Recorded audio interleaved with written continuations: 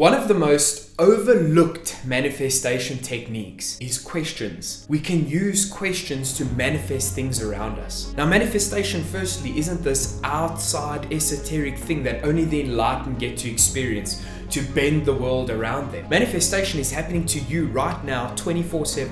You've never not manifested. And a lot of us think that, when I say questions, I'm talking about, let's go into prayer and say, please God, can I have? Or please universe, can I have? And that's not what I mean by questions. And I'm going to get into detail on how you can use questions to start manifesting things around you. Like a cool car, or a nice house, or a partner, or money. Whatever it is you're looking to manifest, to bring into your current space, I'm going to show you how to use questions to do that. And I don't think it's spoken about a lot on how to question things in the correct way that lead to manifestation. And the reason I'm making this video is because this is going early on in your manifestation journey. And when I say that, I mean manifesting consciously. So choosing your manifestation. Because most of what we manifest is subconscious. Most of what we manifest is below the surface. That's stuff we aren't aware of. That's calling in certain vibrational matches to come and show us things in this space. And the first question that we ask in life, and this is the first one we can actually use to change manifestation, is God, universe, why is this happening to me? And that's the first thing we do when we want to learn to manifest, or when we kind of start getting introduced to spiritual concepts, or in life when we want things to change. We ask that question, why is this happening? And you might be in that place. If that's where you have been or are right now, hit that like button so I know how many of you watching this are experiencing, why does the world work the way it does? Why am I experiencing this? If you felt this at any point in your life. The main answer comes to one ultimate truth. The universe wants you to understand one important thing, that the world has got no added value. The world is never going to give you anything. And the realization that it's not going to make anything better for you, it's only going to be a reflection of you, is the reason.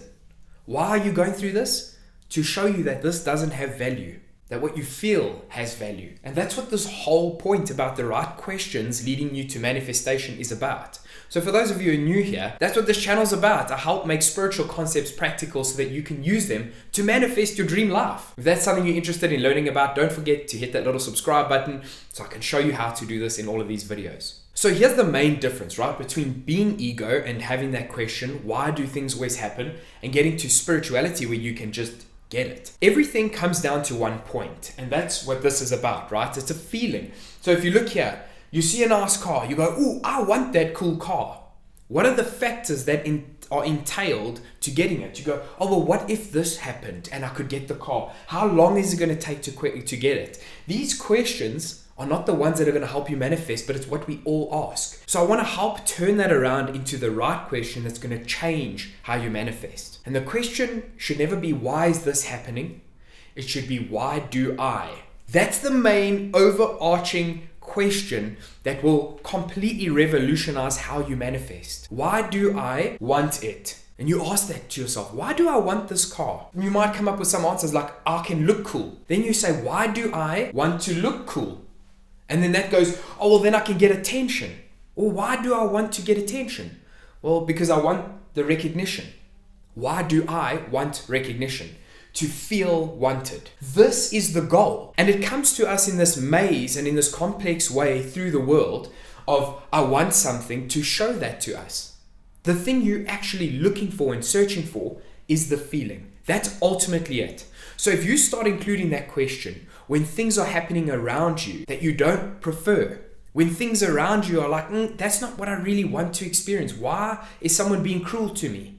And you start asking exteriorly, and you ask the world, you ask outside. This is how you get trapped back in ego and go around circles all the time again, trying to find your way back. If you've had a spiritual awakening and your relationships changed, or if you've had a spiritual awakening and the world and the way you view it has changed, and you want to get some sort of stable place to launch off of for everything else you want, this is where it starts. Ask yourself that question. Why do I? And then fill in the blanks. Because what this is going to do is start making you turn inward. And that's the main point about how to be more spiritual on a day-to-day basis. How to be more spiritual in my life. How to manifest things. Anything entailing that revolves that turnaround of perspective. So it's not about looking to the outside world. It's about looking in. And the reason Why? Because this has no added value. And I'll explain how that works as well. Have you ever really wanted something? Let's say it was a car, like a really nice car. And you really want this nice car. And you go for it and you're like, oh, and you get it, and it doesn't live up to the hype. The hype that your brain creates is far more exciting, far more enjoyable in the imaginative space than having the thing could ever be. So getting things doesn't add value. It doesn't make you happy. Think about this. You've already achieved things that you said would make you happy. How long does it last? This world doesn't have longevity in feeling the way you want to feel. So if this is making sense, if you're following along and this is resonating, head out down to the comments and say, this is resonating. Let me know. I respond to every comment. So if you have specific questions about how it works, you can leave it down in the comments and I will reply. You can see on every video, I've always replied to every single comment. So I look forward to your comments, guys. Leave me specific questions and I'll help make it make sense for you. And the way that you know you've asked the questions right, it will come down to what you want to feel. There's nothing you do in your day-to-day life that doesn't aim to result in a certain feeling. Even working. We might think, well, we have to work to survive. I promise you now, I drive out on this one road outside of here since I've had my license. So for the last nearly 10 years, I drive out onto this main road and I see the same homeless dude that I saw when I had my learner's permit standing at that traffic light. He's still alive and he doesn't work. So we convince ourselves that certain things have to be a certain way for us to have certain things so that we can feel a certain way. That is the misunderstanding. This world can't add value. So the thing to transition into, to start changing what you're manifesting, to change this reflection is, why do I? And when you start doing that, this is the very beginning to manifestation. And like I said, that's why I'm making this video, so we can get right to the core of it, because every time we get so caught up in the spiritual journey, which has so much more information than we can digest at one point, we need to find something to anchor us into understanding how it's working so we can recalibrate. And that question for me is, why do I? When I bring that up in my day-to-day basis, that's what shifts it again. Now, I'm not saying by any means I'm perfect at this. So for those of you watching, guys, I'm not perfect at any of this, but I've gained so many different perspectives that help me solidify it each day. It's kind of like Velcro. So you have this awakening and boom, everything's together and it all makes sense. But as you go through life, that Velcro comes apart. It's not about being there 24/7, but it's about when you're there, how do you slowly start bringing it back together? And that's what this channel is meant to do, is to show you how to do that, right? How to pull back that Velcro back together so you gain clarity. So when you start asking the world, why is this the case? You've really gone off track. Ask yourself, why do I? Because it's all a reflection, it's part of you.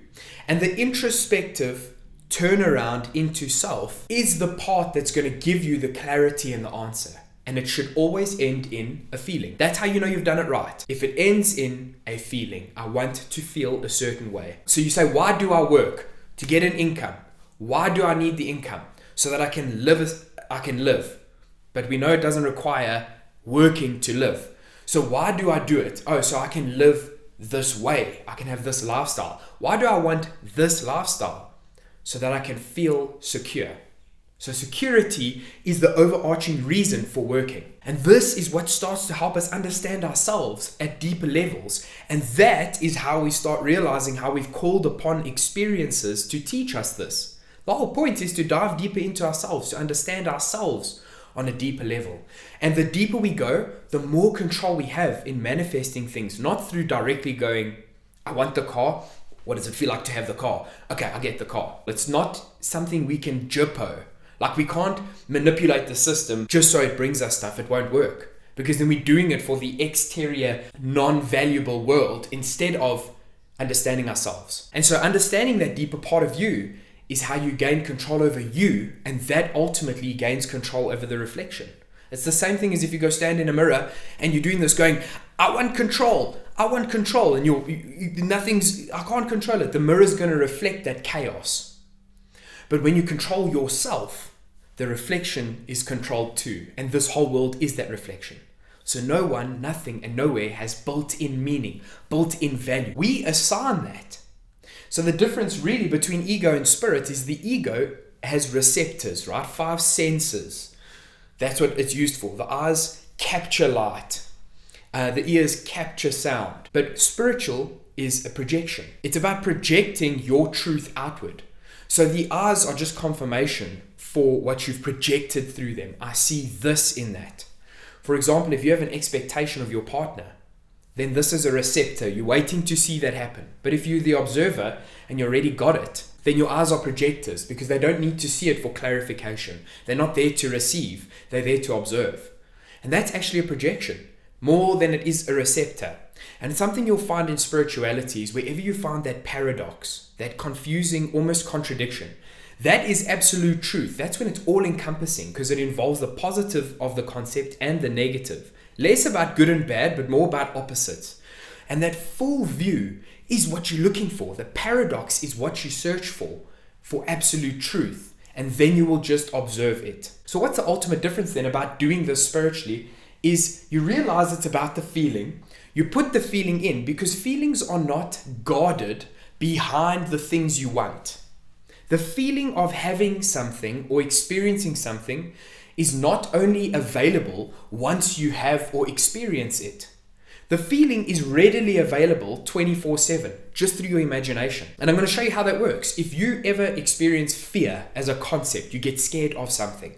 If you're scared, your body actually reacts. The feeling of the fear that you are fearing actually starts happening. So the fear is felt by imagination. The same goes for good things.